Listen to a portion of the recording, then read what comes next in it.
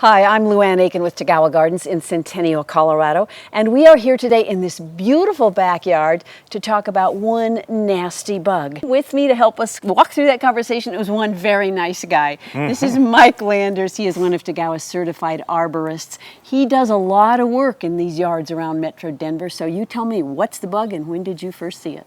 Well, it's the Japanese beetle. It can do a fair amount of damage to your plants. I first saw it in this landscape, I believe it was last year. Why does it make a gardener's heart sink when they walk out and find their first Japanese beetle? Well, it can make a beautiful plant less beautiful. I guess we could call it ugly pretty quickly. In this particular landscape, we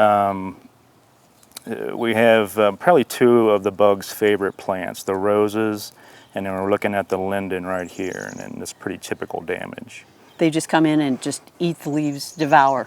Pretty much, yeah. They're going to leave you with this webbing appearance, and as you can imagine, as it spreads throughout this linden, it's not gonna look that great. So I think that's why people are so concerned.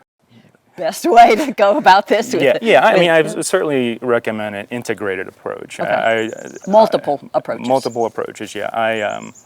I like just picking them off the plants. We have roses here. We're going to be picking them off the roses and put them in a Ziploc bag, or you can just flick them off into a bucket if you don't want to touch them. If you're finding Japanese beetles in your yard, here are some ways to fight back.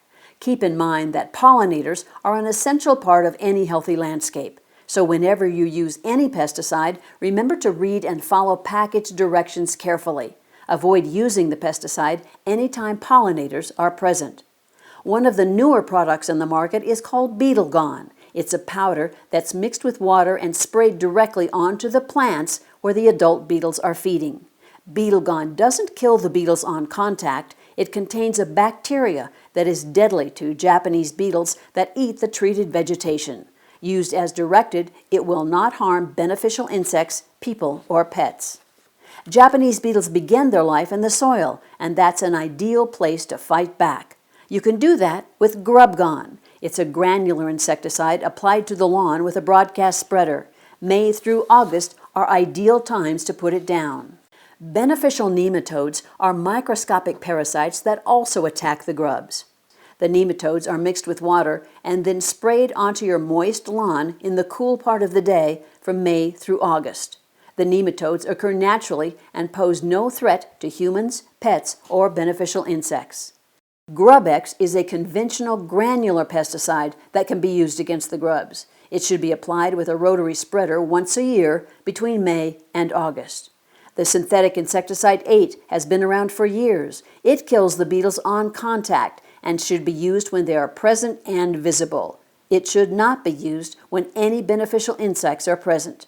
As we showed you earlier, hand-picking the beetles is one of the most effective ways of combating this pest. But you'll have to be persistent. The Japanese beetles are almost certainly here to stay. So bottom line, if you want to avoid problems like this, or you have problems like this, bring a sample well sealed up, all buttoned up, or bring a bug in a bag and take it to Tagawa Gardens, bring it on in. We will do our best to help you analyze it, diagnose it, and fight it in the future. Tagawa's, we are your garden store, and so much more.